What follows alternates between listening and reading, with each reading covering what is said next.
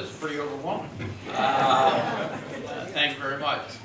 And thanks for coming to Annapolis.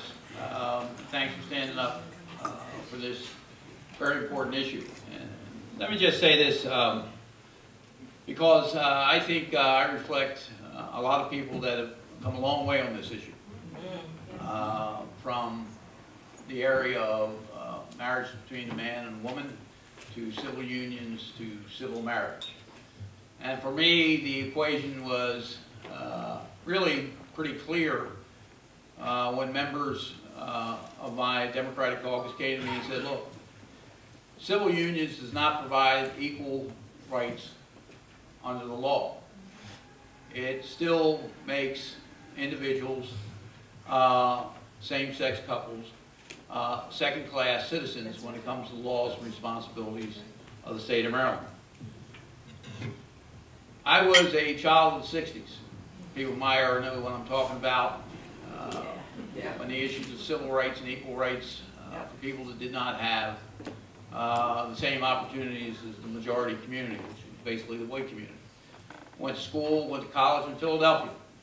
I remember exactly where I was when Martin Luther King was assassinated, and the outcry from the African American community and the marches all throughout the country. And it became pretty evident to a young man at the time that there was not equality in the United States of America, that people did not have the same access. It also became prevalent to me that my mother didn't have the same access in the workplace my father did. She would sit next to someone and make half the salary that a man would make, that she couldn't get a credit card to purchase anything because they wouldn't give women credit cards. She couldn't buy an automobile. All those things, all those inequities that were created. And our government is based on equity and equality for everyone. And as I was a youngster in the 1960s and saw this firsthand when it came to minorities, mostly African Americans, but also women as well, and other minorities, it came back to me that this is the same inequity that exists today because people of the same sex happen to love each other. And they should have the same rights, and let me say this, responsibilities as everyone else. I mean, we have a whole code of family law that determines what the rights and responsibilities are of those who determine to get married. And there are a lot of responsibilities. These have evolved through the court system. A lot of states, and some states still have common law marriage. They aren't explicitly spelled out in law, but rather through the judicial system. But I think in Maryland, which is a very progressive state, in the forefront, very well-educated state, is a state that is on the cusp of making this huge leap for equality. And I think it is something that, if it is successful, and obviously I think it goes to the ballot, it'll be a battle at the ballot, it'll be a national ballot, battle at the ballot, because there'll be people coming in from all over to fight this battle. But let it take place in Maryland. Let's find out where Marylanders stand on this initiative.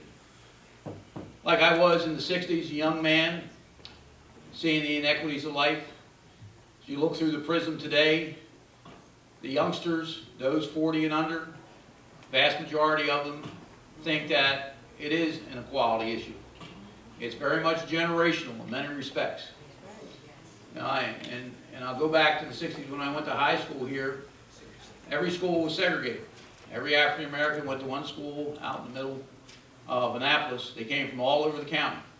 And all the other public schools were all white. Where the House of Delegates building is today was a Sunoco station, not a Sunoco, but an Amoco station that had bathrooms and fountains for whites only and blacks only. Who would think about that in this day and age? No one. And as those issues have evolved for equality, this issue has evolved to where we are today.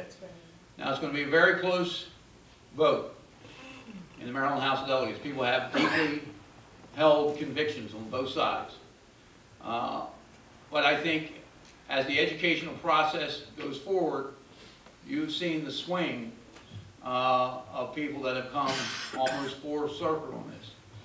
So your job is to convince those that want to assure themselves and their religious organizations that there's a clear separation between church and state. That the laws of civil government will not impede upon the laws of any religious organization. And I think that's a clear line, because separation of church and state is something we all cherish in this country. We don't want to impede upon somebody's religious beliefs. But at the same time, our job, particularly as elected officials, is to make sure everybody has civil and equal rights under the law. So for me, this was a clear issue of civil rights. It is a clear issue of civil rights today for me. I have firmly believe in that, and I think everybody should have those same rights under Maryland law. And I'm hopeful that we will get a majority of members of the Maryland House of Delegates to reflect that. And, you know, we do need a little bit of help. And we need help from the ministers, we need help from the advocates, we need people down here that can help some of the legislators that are really torn on this issue. I mean, we talked to all of them. I mean, there's a lot of them are very torn on this, and convince them that this is an issue of equality under Maryland law. So I hope that you can be successful. We continue to advocate, but it'll be a very, very close vote. You do have the support of the governor of the state, which is a major initiative for him to undertake. But you have some great legislators that are leaders in this movement as well. And I want to thank them. I want to thank them for the education process for myself, because many of them got me there. I don't want to mention their names, but they're sitting in this room today.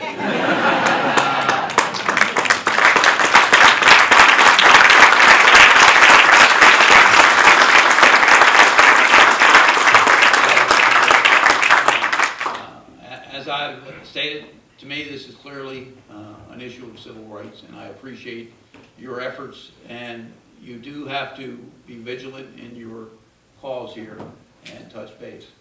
So with that, I want to thank you. I want to thank you for your advocacy, and you know, hopefully in the next 90 days the issue will be resolved. Thank you very much.